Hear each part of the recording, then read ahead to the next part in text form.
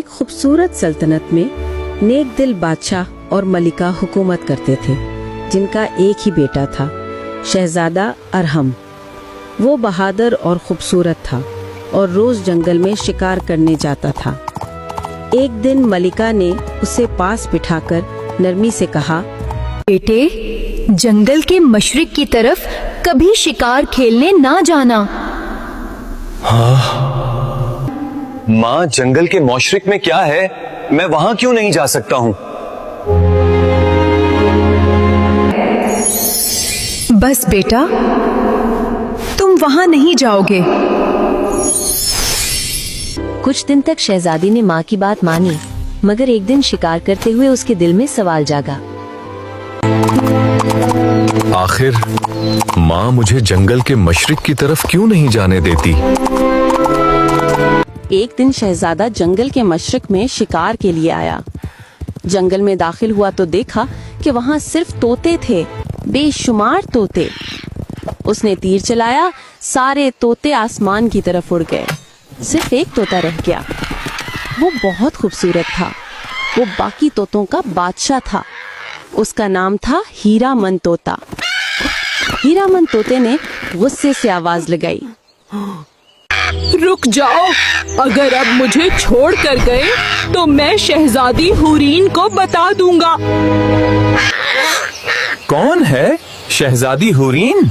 तुम शहजादी हुरीन के देश कभी नहीं जा सकते। सारे तोते उड़ गए और शहजादा जंगल में तन्हा रह गया। उसने तीर फेंक दिया और खामोशी से घर लौट आया। वो कई दिन गम में डूबा रहा, न खाता था न बोलता था। आखिर एक दिन उसने कहा, मेरा दिल अब सिर्फ शहजादी हुरीन का नाम लेता है। मुझे उसकी तलाश में जाना ही होगा। नहीं बेटा, मत जाओ। हुरीन का मुल्क कोई नहीं जानता।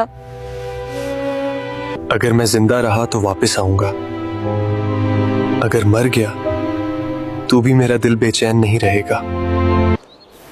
शहजादी ने खुद अपने घोड़े और सफर के लिए तैयार किया। फिर उसने अपने वालिद और वालिदा से अलविदा कहा। उसकी माँ ने प्यार से अपना रेशमी रुमाल लिया, उसमें कुछ मिठाइयाँ लपेटी और शहजादे के हाथ में दे दी ताकि वो सफर में खा सके।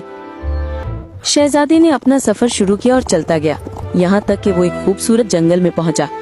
वहाँ एक छोटा सा ठंडा हौज था और घने दरख्तों का साया। वो एक दरख्त के नीचे आराम से बैठ गया। शहजादे ने वहाँ बैठकर अपनी मिठाई खोली। उसमें चींटी थी। वो खामोशी से एक एक करके तमाम मिठाइयाँ बाहर निकालता गया और हर एक में उसे चींटियाँ नजर आईं। शहजादा मुस्कुराकर बोला, तुम ये मिठाई खा लो, मैं नहीं खाऊंगा।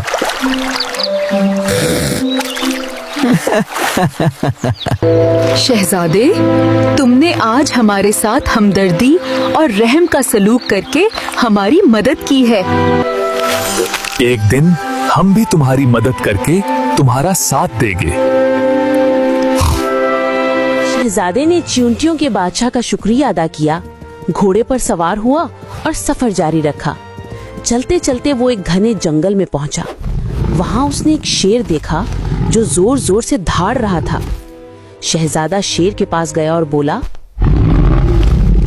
जंगल के बादशाह, तुम क्यों इतना चीख रहे हो?